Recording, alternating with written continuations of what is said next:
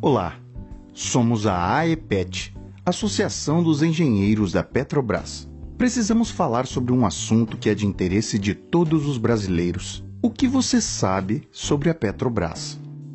Ao contrário do que querem fazer você acreditar, a Petrobras continua sendo a maior e mais importante empresa do país.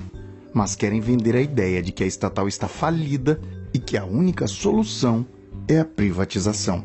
Para que você entenda a importância de se manter a Petrobras nas mãos dos brasileiros, vamos relembrar alguns fatos sobre a disputa pelo pré-sal nos últimos 12 anos.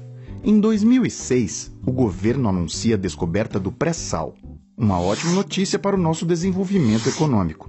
Os volumes de petróleo estimados são relevantes, podendo ser de 5 a 11 vezes maiores em relação ao volume das reservas brasileiras. Em novembro de 2007, acontece a primeira extração do pré-sal na acumulação de Tupi, atual Lula. As estimativas são de 5 a 8 bilhões de barris de petróleo de alta qualidade, além de gás natural. Isso desperta o interesse estrangeiro sobre a Petrobras.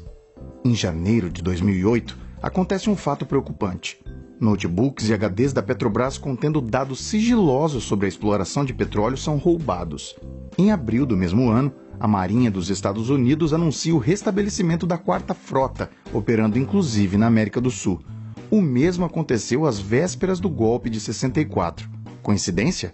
Em agosto de 2009, a Lei de Partilha estabelece o direito da Petrobras ser a operadora única no pré-sal. Em outubro do mesmo ano, um documento vazado pelo Wikileaks mostra como os Estados Unidos treinaram agentes judiciais brasileiros.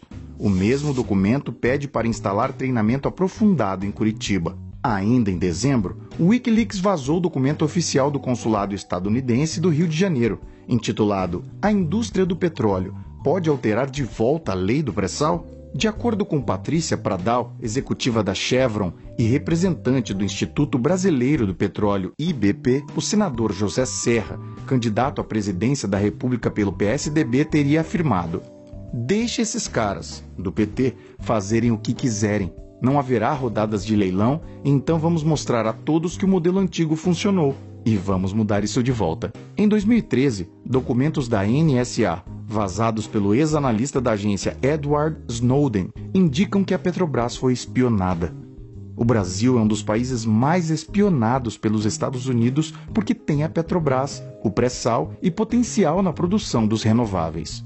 Em junho do mesmo ano, milhares de brasileiros influenciados por forças midiáticas foram às ruas protestar contra todos os que governam o país. Até o início das manifestações, os índices de aprovação da presidenta Dilma eram altos, acima dos 57%. Em março de 2014, dá-se início à controversa Operação Lava Jato. Não discutimos a necessidade de combater a corrupção, porém, é no mínimo suspeito a maneira de fazê-lo com cooperação internacional. Como vimos anteriormente, os Estados Unidos treinaram agentes judiciais brasileiros com foco em Curitiba, a capital da operação. Todos esses eventos culminaram em maio de 2016 com o golpe de impeachment da presidenta Dilma. O jornalista Luiz Nassif relatou declarações de Kenneth Blanco, vice-procurador adjunto do Departamento de Justiça dos Estados Unidos, em evento ocorrido em julho de 2017, no qual deu uma aula completa sobre como se desenvolveu o relacionamento do Departamento de Justiça com o Ministério Público Federal brasileiro. Com Temer, o governo assumiu a agenda das multinacionais do petróleo e de seus controladores. A agenda tem como principal pauta o fim da liderança da Petrobras como operadora única do pré-sal. Passaram a ser praticados preços mais altos que viabilizaram a importação por concorrentes. A estatal perdeu mercado e a ociosidade de suas refinarias chegou a 1/4 da capacidade instalada. A exportação de petróleo cru disparou, enquanto a importação de derivados bateu recordes. A importação de diesel se multiplicou por 1,8 desde 2015, dos Estados Unidos por 3,6.